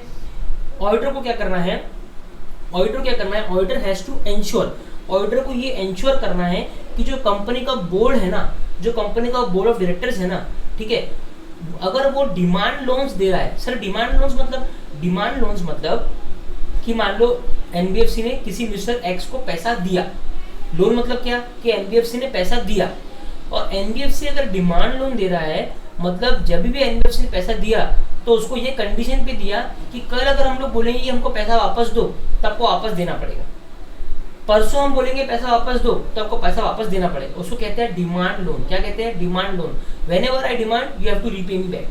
अगर NBFC कोई demand loan grant कर रहा है किसी को भी, ठीक है, तो एनबीएफसी को क्या करना है, उसके लिए एक पॉलिसी बनानी है, ठीक है, और उस पॉलिसी को इम्प्लीमेंट भी करना है। तो auditor should ensure that the board of directors of every NBFC granting, अभी जो इंटेंटिंग टू ग्रांट है ना, ये आप काट दीजिए, ठीक है, ये जो कॉल लोन्स है ना, ये भी आप काट दीजिए। अब देखो सेंटेंस कितना सिंपल हो गया। An auditor should ensure that the board of directors of every NBFC granting demand loans shall frame and implement a policy for the company. उसके लिए एक पॉलिसी रहनी चाहिए, ठीक है, कि आप कब डिमांड करोगे, क्या क्या कंडीशंस रहेंगी जिसपे एनबीएफसी डिमांड करेगी। मान लो आज आपने किसी को लोन दिया और कल आपको कुछ मालूम पड़ता है कि भाई वो पार्टी फेल होने वाली है, तो एनबीएफसी उसको डिमांड कर देगी भाई मेरे को मेरा पैसा वापस दे। तो ऐसे कुछ कंडीशंस हो गए ना कि कब आप डिमांड करोगे, इसके लिए वो बोल रहा है कि पॉलिसी कंपनी के पास में रहनी चाहिए, ठीक है। तो मैं यहाँ पे लिखता हूँ policy for demand loan, right. Third point क्या है? N auditor should assess on the basis of examinations conducted by him whether the NBFC has complied with the prudential norms। अभी NBFC को ये असेस करना है, जो भी एग्जामिनेशन ऑडिटर को ये असेस करना है, जो भी एग्जामिनेशन ऑडिटर ने किया है NBFC का, उसको चेक करना है कि NBFC ने प्रूडेंशियल नॉर्म्स को कंप्लाई किया है या नहीं किया है, ठीक है। तो ये इन पर्टिकुलर से आप पूरा काट दीजिए, कोई जरूरत नहीं है अपने को, सिर्फ उसको यहाँ तक चेक करना है, ठीक है। तो हम क्या थर्ड पॉइंट क्या लिखेंगे कि auditor has to ensure that the NBFC has complied with prudential norms. Simple से पॉइंट है ना। तो यहां पे लिख दीजिए ensure compliance with prudential norms. Fourth point क्या है? In respect of NPA an auditor should check whether the unrealized income in respect of such assets has not been taken to the P&L account on accrual basis. Income from NPAs should be accounted only on realization basis. Simple सा point है, ये मैंने आपको पहले भी explain कर रखा है। जब हमने पिछले लेक्चर में पढ़ा था मैंने आपको बताया था कि एनपीए अकाउंट्स के ऊपर होने वाली, एनपीए के ऊपर होने वाली जितनी भी इनकम है उसको हम अक्रूवल बेसिस पे अकाउंटिंग नहीं करते हैं, उनको हम रियलाइजेशन बेसिस पे अकाउंटिंग करते हैं। कि जब वो पैसा हमारे बैंक अकाउंट में आ गया, मान लीजिए एनबीएफसी ने किसी को लोन दिया और वो लोन एनपीए ट्रीट हो गया, वो बंदा हमको इंटरेस्ट टाइमली नहीं दे रहा है, मतलब हमने उसको एनपीए ट्रीट कर दिया। तो सिंपल सा पॉइंट है कि एनपीए पे होने वाली जो भी इनकम है वो जब रियलाइज्ड होगी तभी हम उसको पीएनएल में डालेंगे। जब हमको एक्चुअली उस लोन के ऊपर का जो इंटरेस्ट है वो बैंक में आ जाएगा तभी उसका हम लोग एंट्री करेंगे कि by bank to interest income. जब तक हम लोग अक्रूवल बेसिस पे उसकी अकाउंटिंग नहीं करेंगे इन केस ऑफ एनपीए एसेट। तो यही ऑडिटर को चेक करना है, ठीक है। तो मैं यहाँ पे लिखता हूँ एनपीए एसेट इनकम, ठीक है। उसके बाद में है check whether all accounts which have been classified as NPAs in the previous year also continue to be shown as such in the current year also। जो अकाउंट्स को पिछले साल एनपीए ट्रीट किया था उनको करंट साल में भी एनपीए ही ट्रीट किया है या नहीं किया है ये चेक कर लो। If the same is not treated as NPA in the current year, the auditor should specifically examine such accounts to ascertain whether the account has become regular and the same can be treated as performing as per the directions। अगर कोई account को पिछले साल NPA treat किया था तो इस साल भी एनपीए ही ट्रीट करा है कि नहीं करा है ये चेक कर लो। तो पहला तो पॉइंट ये चेक करेगा। सेकंड पॉइंट क्या करेगा? अगर पिछले साल एनपीए था और इस साल उसको एनपीए नहीं ट्रीट किया है तो ये देख लो कि क्या वो अकाउंट रेगुलर बन गया है, क्या वो अकाउंट ने अपने सारे ड्यूज दे दिए है क्या, ठीक है। As per prudential norms directions जो भी कंप्लायंसेस होने चाहिए वो हो गए क्या, ठीक है। तो if the same is not treated as an NPA in the current year, the auditor should specifically examine such accounts to ascertain, तो इस ऐसे जो भी लोन अकाउंट्स है उसको स्पेसिफिकली एग्जामिन करना चाहिए ऑडिटर को, ये असर्टन करने के लिए कि क्या वो अकाउंट रेगुलर बन गए हैं या नहीं बन गए। सिंपल है ना। चलो तो यहाँ पे एनपीए टू रेगुलर अकाउंट्स, ठीक है। तो चलो अभी हम हमारे यहाँ पे चार्ट में बना लेते हैं, एक और चार्ट बना लेते हैं यहाँ पे बन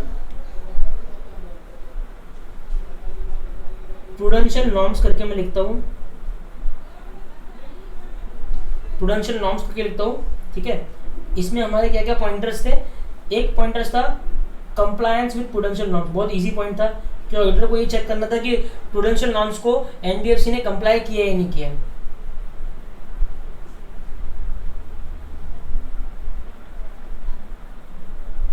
ठीक है, दूसरा पॉइंट क्या था, दूसरा पॉइंट ये था, एक पॉइंट प्रूडेंशियल में था, एक हमने पढ़ा था अभी NPA to regular accounts, NPA to regular अभी जस्ट पढ़ा है हमने पॉइंट ये वाला। उसके बाद में और क्या प्रूडेंशियल नॉर्म्स को लेके पॉइंट था, एसेट क्लासिफिकेशन को लेके पॉइंट था,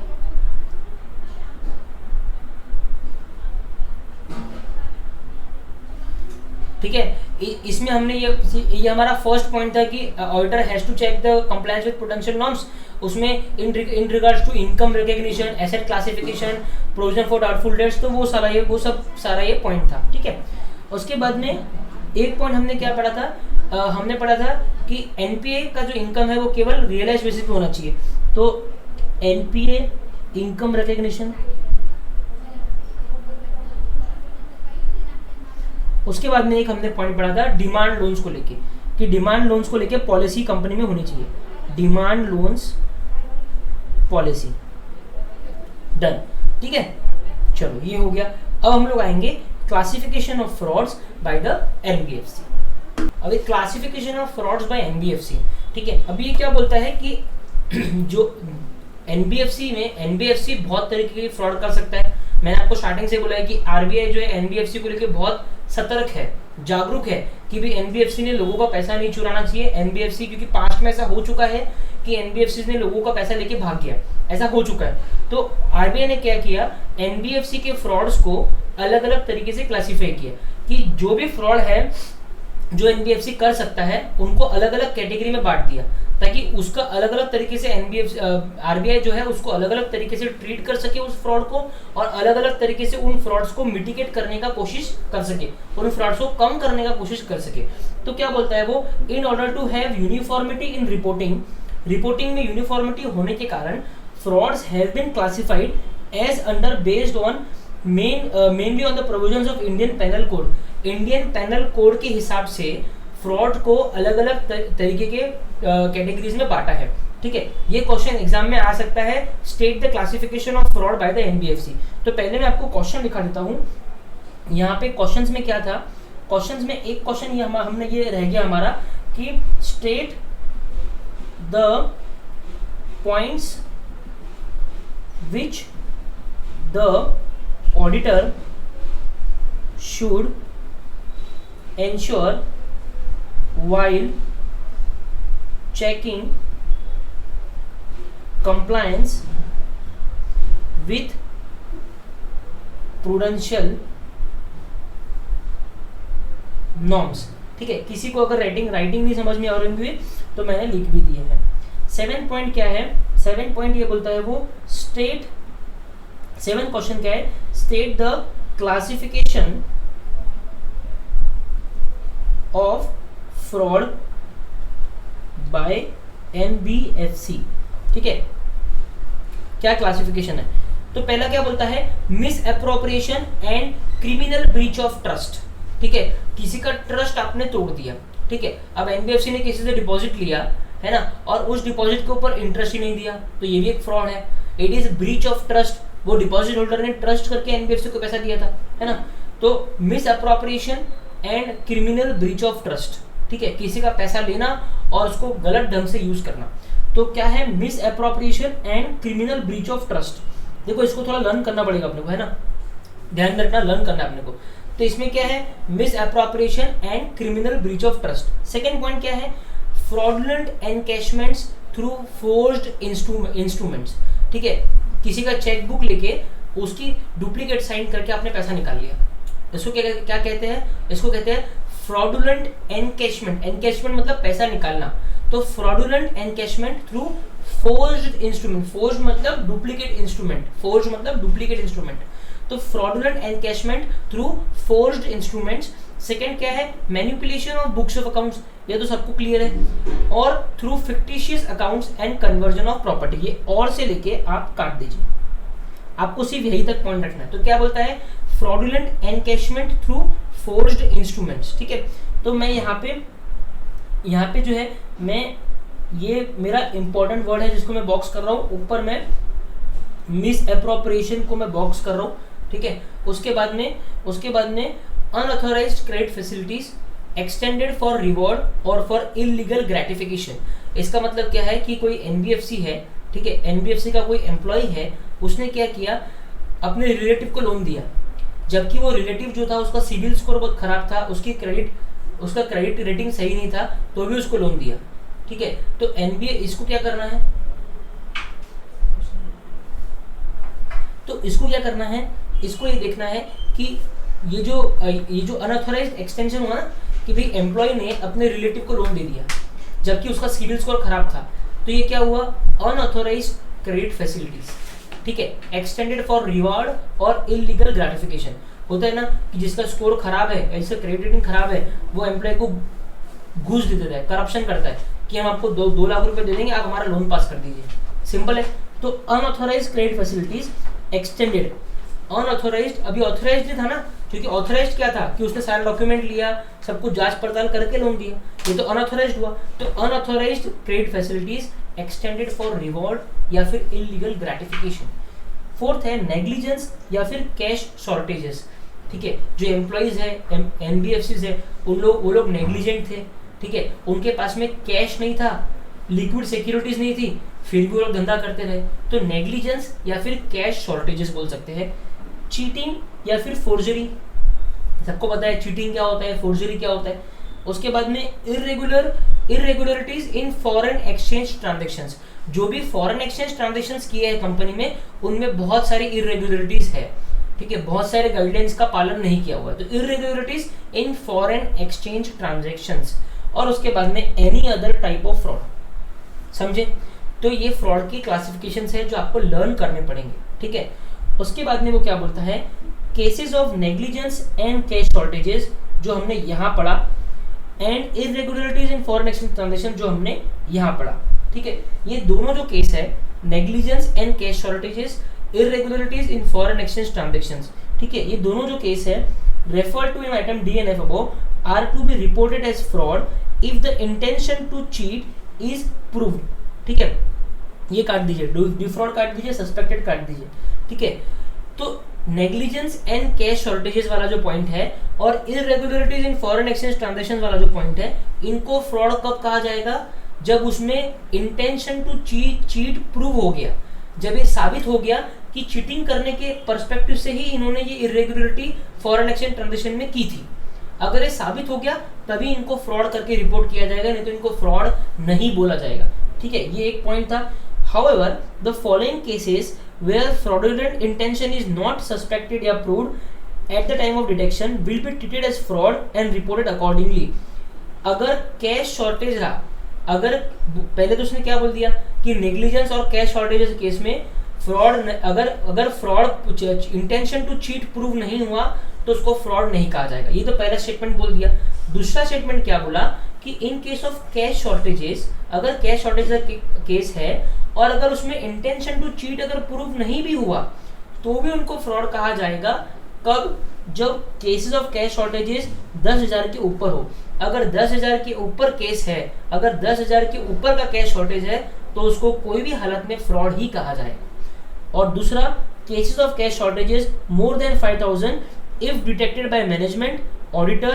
अगर कैश शॉर्टेज जो है वो 5,000 से ऊपर है और मैनेजमेंट ने या ऑडिटर ने या इंस्पेक्टिंग ऑफिसर ने उसको डिटेक्ट किया, ठीक है, and not reported on the occurrence by the person handling the cash, जो आदमी कैश को हैंडल कर रहा था उसने रिपोर्ट नहीं किया, लेकिन मैनेजमेंट ने या ऑडिटर ने या इंस्पेक्टिंग ऑफिसर ने डिटेक्ट किया, और वो कैश शॉर्टेज का अमाउंट 5,000 से ज़्यादा था, अगर ऐसा है तो उसको फ्रॉड ही कहा जाएगा। ठीक है, तो बहुत सिंपल से मैं समराइज कर रहा हूँ। उसने क्या कहा, नेग्लिजेंस ऑफ कैश शॉर्टेजेस और irregularities in foreign exchange transactions will not be treated as fraud if the intention is to cheat is not proved. पहला पॉइंट तो ये बोल दिया। सेकेंड पॉइंट क्या बोला कि it will be treated as fraud, ठीक है, if the cash shortage is more than 10,000, it will be treated as fraud if the cash shortage is more than 5,000 and detected by management, auditor or inspecting officer। Simple, ठीक है, इसको आप काट दीजिए। ठीक है, तो अभी अगर हम इसका एक निमोनिक्स बनाएं, ठीक है, तो निमोनिक्स क्या बनता है, MCB, ठीक है, MCB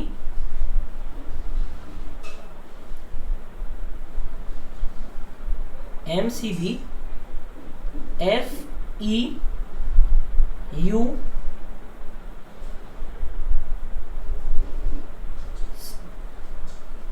UC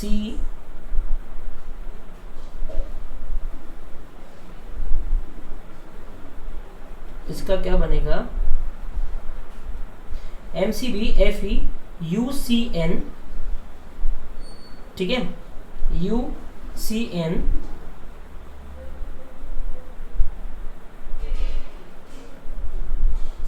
CI।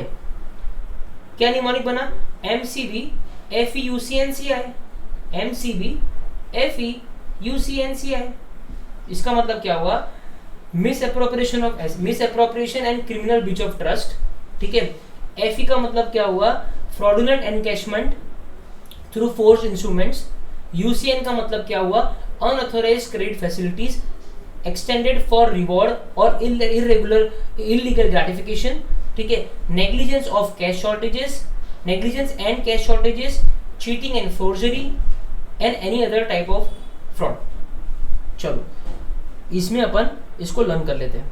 क्या करते हैं, लर्न करते हैं। लर्न कैसे करेंगे, अपन इसको पहले लिखते हैं, चार्ट में लिखते हैं, क्लासिफिकेशन ऑफ फ्रॉड।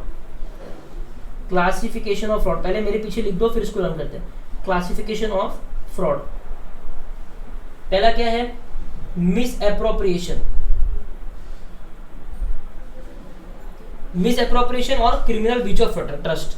उसके बाद में पॉइंट क्या था, fraudulent encashment through forced instrument, fraudulent encashment through forced instruments.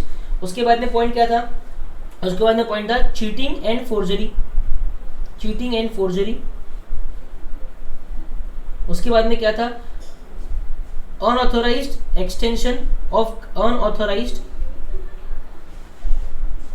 Extension of credit facilities. उसके बाद में नेग्लिजेंस और कैश शॉर्टेजेस।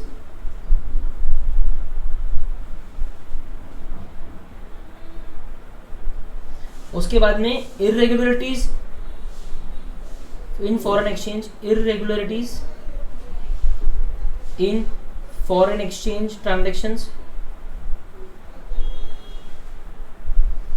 उसके बाद में एनी अदर। ठीक है, चलो मेरे पीछे बोलो। हमने निमोनिक्स क्या बोला था, MCB UCN FECI, MCB UCN FECI, MCB UCN FECI, MCB UCN FECI। क्या है MCB मतलब miss appropriation and criminal breach of trust, MCB हो गया। MCB UCN मतलब unauthorised extension of credit facilities for reward और इलीगल ग्रेटिफिकेशन। ठीक है, N का मतलब क्या था, नेग्लिजेंस एंड कैश शॉर्टेजेस। ठीक है, FE का मतलब fraudulent encashment through forced instrument. और CI का मतलब क्या है, CI का मतलब irregularities in foreign exchange transactions. ठीक है, और any other types of fraud. ठीक है, डन। CF मतलब चीटिंग एंड फोर्जरी। तो ये आपको निमोनिक देना है। आपको इससे बेटर निमोनिक लिखते आता है तो वो भी लिख दो। ये सिर्फ मैंने मेरे मन से बनाया, ठीक है, नथिंग ऐसा कुछ नहीं है, आप अपने मन से कुछ भी बना सकते, लेकिन इसको इस तरीके से लर्न करना पड़ेगा। चलो ये भी अपना हो गया। Now will come to audit checklist. अब देखो ये जो ऑडिट चेकलिस्ट वाला पॉइंट है ना, ये ऑडिट चेकलिस्ट वाला पॉइंट जो है ये एक जेनरिक पॉइंट है, ठीक है, ये कोई एग्जाम ओरिएंटेड पॉइंट नहीं है। इसमें क्या लिखा हुआ है, some important points that may be covered in audit of NBFCs in addition to the audit points that may be covered for companies in general are given below. तो ये एक जेनरिक लिस्ट है कि भी ऑडिटर को ये सारे points जो है ये भी चेक करने चाहिए, ठीक है। ये स्पेसिफिकली एनबीएफसी से रिलेटेड ऑडिट पॉइंट्स हैं जो दूसरे कंपनीज में लागू नहीं होंगे। और इसमें नीचे क्या नोट दिया हुआ है, the above checklist is not exhaustive, it is only illustrative, मतलब इससे ज्यादा भी पॉइंट्स ऑडिटर चेक कर सकता है, ठीक है। तो ये सब एक ये सिर्फ जेनरिक आपके बुक में डाला हुआ है। इसके ऊपर स्पेसिफिक क्वेश्चन अगर एग्जाम में आता है कि state some of the audit checklist while conducting audit of an NBFC, तो आप कुछ पॉइंट इसमें से ले सकते हो, कुछ पॉइंट प्रूडेंशियल नॉर्म्स वाले हमने जो 5 पॉइंट डिस्कस किए थे उसमें ले सकते हो, कुछ पॉइंट पब्लिक डिपॉजिट नॉर्म्स वाले में से ले सकते हो। फिर हमने उसके ऊपर 3 और के डिस्कस किए थे, understanding of the business, evaluation of internal control and certificate of registration, उसमें से भी कुछ पॉइंट ले सकते हो। ऐसा मिला जुला के आप आंसर लिख सकते हो, ठीक है। ये डिपेंड करेगा बच्चों की वो आंसर कितने मार्क का है। अगर 4 मार्क का है तो इसी के 4-5 पॉइंट आप लिख सकते हो, कोई प्रॉब्लम नहीं है, ठीक है ना। चलो बाकी क्वेश्चन बैंक आप देखोगे तो आपको और क्लैरिटी मिलेगा कि किस तरीके के क्वेश्चन इस पे बन सकते हैं। अभी सारे पॉइंट अपन डिस्कस नहीं करेंगे, मैंने कुछ अच्छे पॉइंट मैंने यहाँ पे टिक मार्क करके रखे, केवल उतने ही पॉइंट अपन लर्न करेंगे और उतने ही पॉइंट समझेंगे, हम इसको एक्सेस लर्न नहीं करेंगे, नहीं तो कुछ भी लर्न नहीं होगा, ठीक है। चलो पहला क्या है, पहला वो क्या बोलते हैं, physically verify all the shares and securities, जो है ना ये काट दीजिए, physically verify all the shares held by NBFC. अभी मैंने आपको बोला एनबीएफसी लोगों से डिपॉजिट लेता है और शेयर्स में इन्वेस्ट करता है, या अलग अलग लोन देता है, या तरह तरह के इन्वेस्टमेंट कर सकता है। तो वो बोल रहा है कि फिजिकली वेरीफाई करो all the shares held by NBFC, certificate लो, शेयर सर्टिफिकेट, ठीक है। Where any security is lodged with an institution or a bank, a certificate from the bank oblique institution to that effect must be verified. अभी जैसा हमने कहा, ऊपर हमने पढ़ा था, ठीक है, कि एनबीएफसी को क्या करना है, एनबीएफसी को अप्रूव्ड शेड्यूल बैंक में उसके जो सिक्योरिटीज है, अप्रूव्ड लिक्विड सिक्योरिटीज जो है वो वहाँ पे उसको सेफ हैंडलिंग के लिए देना है, करेक्ट है। हमने ऊपर प्रूडेंशियल नॉर्म्स में पढ़ा था। तो अगर एनबीएफसी के बाद पास में वो शेयर सर्टिफिकेट नहीं हो और उसने अगर कोई बैंक या इंस्टीट्यूशन में उसको लॉन्च किया हो, लॉन्च मतलब देना, ठीक है, तो ऑडिटर को क्या करना है, उस पर्टिकुलर इंस्टीट्यूशन से या बैंक से जहाँ पे वो सिक्योरिटी लॉन्च कर रखी है उससे उसका एक सर्टिफिकेट ले लो कि भाई तुम्हारे पास में ये शेयर का सर्टिफिकेट है। तो पॉइंट बहुत सिंपल है, physically verify all the shares held by the NBFC, where any security is launched with any institution or bank, a certificate from that institution or bank to that effect must be verified. समझ गए? तो वो institution or bank से जाके आप certificate लेके verify कर लो। तो पहला बहुत सिंपल सा पॉइंट है, वेरीफाई तो इसका नाम क्या देंगे अपन, वेरिफिकेशन ऑफ शेयर्स। मैं यहाँ पे लिखता हूँ verification of shares. Second point क्या है, verify whether the NBFC has not advanced any loans against the security of its own shares. मालूम पड़ा एनबीएफसी ने किसी को लोन दिया और लोन के बदले खुद की कंपनी के शेयर्स लिए। वो तो कितना बेवकूफ वाला हरकत है ना। अगर खुद की कंपनी के शेयर्स लेगा और वो तो डिफॉल्ट करके चले जाएगा मान लो, ठीक है, तो उसकी खुद की कंपनी के शेयर्स का क्या मतलब उसके पास में। तो खुद की कंपनी के शेयर्स को मॉर्गेज लेके किसी को लोन नहीं दे सकता वो। तो उसको यही चेक करना है कि verify whether the NBFC has not advance loan against the security of its own share, ठीक है। तो यहाँ पे हम लोग क्या लिखेंगे, against security of its own shares. उसके बाद में पॉइंट क्या है, verify that the dividend income wherever declared by a company. अब देखो एनबीएफसी ने रिलायंस में इन्वेस्ट कर रखा है, तो रिलायंस ने जब भी डिविडेंड डिक्लेयर किया एनबीएफसी को डिविडेंड मिलना चाहिए, करेक्ट ना। एनबीएफसी ने किसी पार्टी को लोन दे रखा है, जैसे ही उसका इंटरेस्ट ड्यू हुआ एनबीएफसी को इंटरेस्ट मिलना चाहिए, बराबर है ना। वही पॉइंट है, verify that dividend income wherever declared by a company has been duly received by an NBFC। जो भी कंपनी में एनबीएफसी ने इन्वेस्ट कर रखा है उस कंपनी ने अगर डिविडेंड डिक्लेयर किया तो एनबीएफसी को डिविडेंड ड्यूली रिसीव हो गया। And interest wherever due, and interest मतलब जब भी लोन दिया होगा तो इंटरेस्ट, करेक्ट ना, has been duly accounted for. तो except in case of NPS क्यों लिखा है, बिकॉज एनपीए के केस में रियलाइजेशन बेसिस पे ही रिकॉर्ड होता है, ठीक है, अक्रूवल बेसिस पे रिकॉर्ड नहीं होता है। तो यही तक इस पॉइंट को लेना है, आगे इस पॉइंट को काट देना है, ठीक है। सिंपल सा पॉइंट है, verify that the dividend income wherever declared by a company has been duly received by the NBFC and interest whatever due has been duly accounted for. उसके बाद में फोर्थ पॉइंट क्या है, ये वाला, verify the board minutes for the purchase and sale of investments. ठीक है, जब भी कोई भी इन्वेस्टमेंट एनबीएफसी करता है या कोई भी इन्वेस्टमेंट एनबीएफसी सेल करता है तो बोर्ड मिनट्स जो है वो वेरीफाई करना है, क्योंकि बोर्ड रेजोल्यूशन के बिना वो होगा नहीं, है ना। तो बोर्ड मिनट्स चेक करने ऑडिटर को कि भी प्रॉपरली सब कुछ सही तरीके से अप्रूव हुआ था या नहीं हुआ था। Ascertain from the board resolution or obtain a management certificate to the effect that the investment so acquired are current investment or long term investment.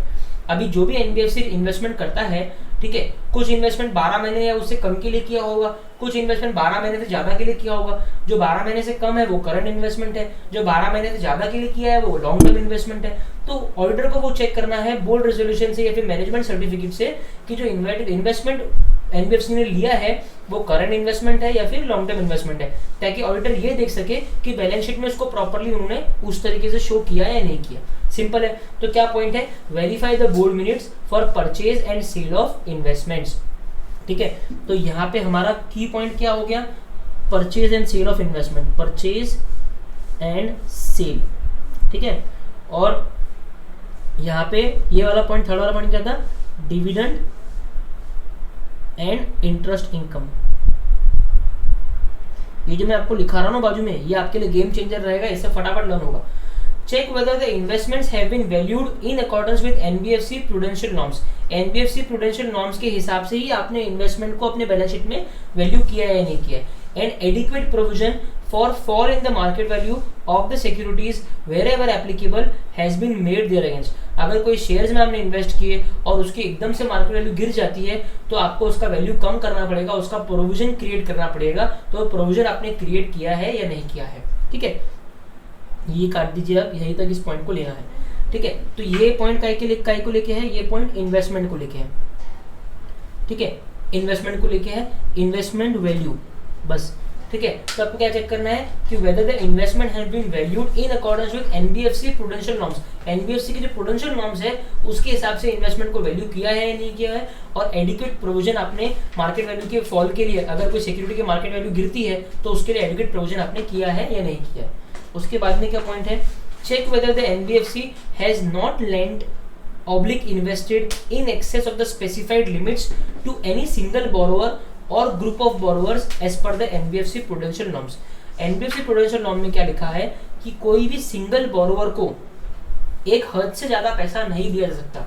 इसकी वजह से बहुत सारे बैंक डूब गए। कुछ बैंक ने ना, सिर्फ जो छोटे बैंक थे ना, उन लोगों ने सिर्फ विजय माल्या को 80% अमाउंट लेंड किया था, तो बैंक तो पूरे डूब गए, क्योंकि वो एक ही बोरोवर था और उसने डिफॉल्ट कर दिया। इसके लिए आरबीआई ने प्रूडेंशियल नॉर्म्स में क्या लिखा है कि एक सिंगल बोरोवर अगर है तो उसको इतने से ज्यादा आप अमाउंट लेंड नहीं कर सकते। एक लिमिट बना दी कि उससे ज्यादा आप अमाउंट लेंड नहीं कर सकते। ठीक है, और अगर कोई ग्रुप ऑफ बोरोवर्स है, मतलब टाटा ग्रुप की कंपनीज है, टाटा ग्रुप को आप इतने अमाउंट से ज्यादा इन्वेस्ट करते हैं। मैं एग्जांपल देता हूँ कि टाटा मोटर को, एग्जांपल दे रहा हूँ मैं सिर्फ, कि टाटा मोटर को 100 करोड़ से ज्यादा आप लोन नहीं दे सकते। ठीक है, या टाटा मोटर्स के शेयर में 100 करोड़ से ज्यादा इन्वेस्ट नहीं कर सकते, और टाटा ग्रुप के इसमें 1000 करोड़ से ज्यादा इन्वेस्ट नहीं कर सकते। सिंपल है। तो आपको एज एन ऑडिटर ये चेक करना है कि जो प्रूडेंशियल नॉर्म्स में डायरेक्शन है इसको लेके वो सही तरीके से फॉलो हुए हैं या नहीं हुए। तो check whether the NBFC has not lent or invested in excess of the specified limit to any single borrower और ग्रुप ऑफ बोरोवर्स। ठीक है, तो मैं यहाँ पे पॉइंट का नाम रखता हूँ सिंगल बोरोवर। ठीक है, और लास्ट पॉइंट है, N auditor should verify whether the NBFC has an adequate system of proper appraisal.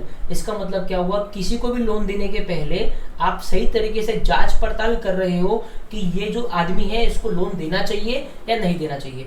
तो ऑडिटर को ये देखना है कि एनबीएफसी के पास में एक एडिक्वेट सिस्टम ऑफ अप्रेजल है या नहीं है, सही तरीके से अप्रेजल हो रहा है या नहीं हो रहा है, and follow up of loans and advances. और फॉलो अप हो रहा है नहीं हो रहा कि भाई वो लोन आपका ड्यू था, आपका इंटरेस्ट आपने दिया या नहीं दिया। तो ऐसा नहीं कि बस लोन देके भूल गए। ठीक है, तो यहाँ तक आपको इस पॉइंट को लेना है बस, बाकी आपको नहीं लेना है। ठीक है, तो हम लोग यहाँ पे लिख देते हैं। ठीक है, एक और मैं बनाता हूँ जनरल चेकलिस्ट करके।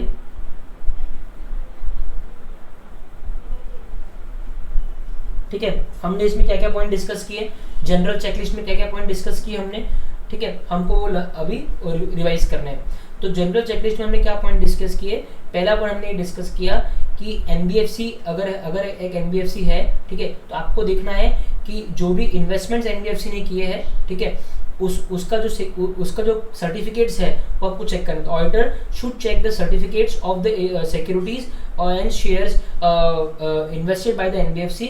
If the same is not with the NBFC and lodged with any bank or institution, auditor should take the certificate from the bank and that institution to check thereof. ठीक है, तो आपको क्या लिखना है, investments,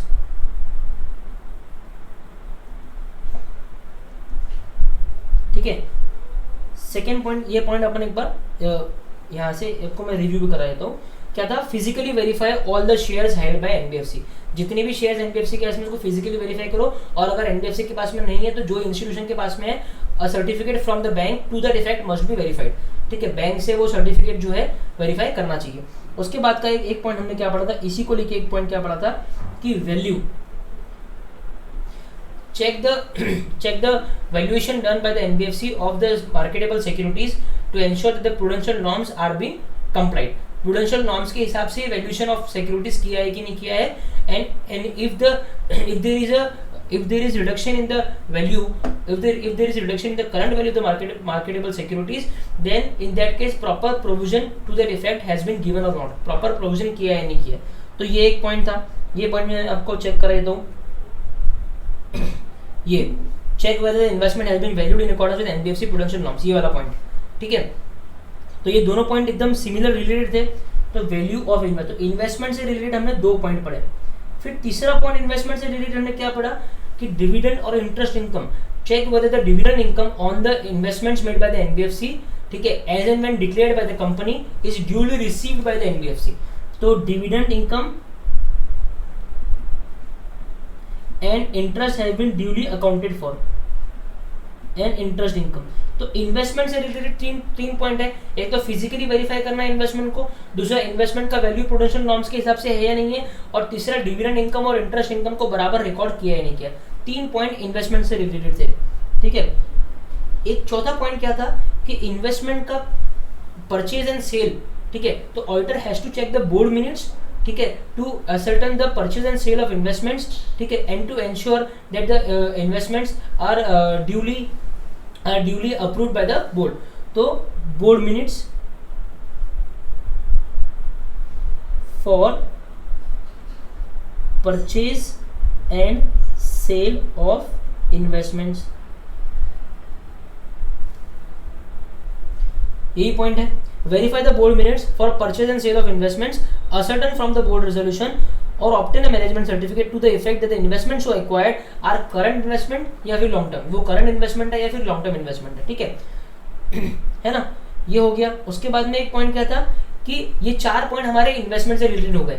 फिर एक पॉइंट हमारा था कि एनबीएफसी ने कोई भी सिंगल बोरोवर को एक लिमिट से ज़्यादा पैसा एक्सेस में नहीं दिया, और उसके बाद में एक पॉइंट क्या था कि उसका प्रॉपर सिस्टम ऑफ अप्रेजल है या नहीं। ये दोनों पॉइंट आपस में एक दूसरे से मिले हैं। तो यह पॉइंट क्या था, check whether the NBFC has not lend or invested in excess of the limit specified to any single borrower और group of or a single borrower group, ठीक है। तो सिंगल बोरोवर और ग्रुप सिंगल बोरोवर,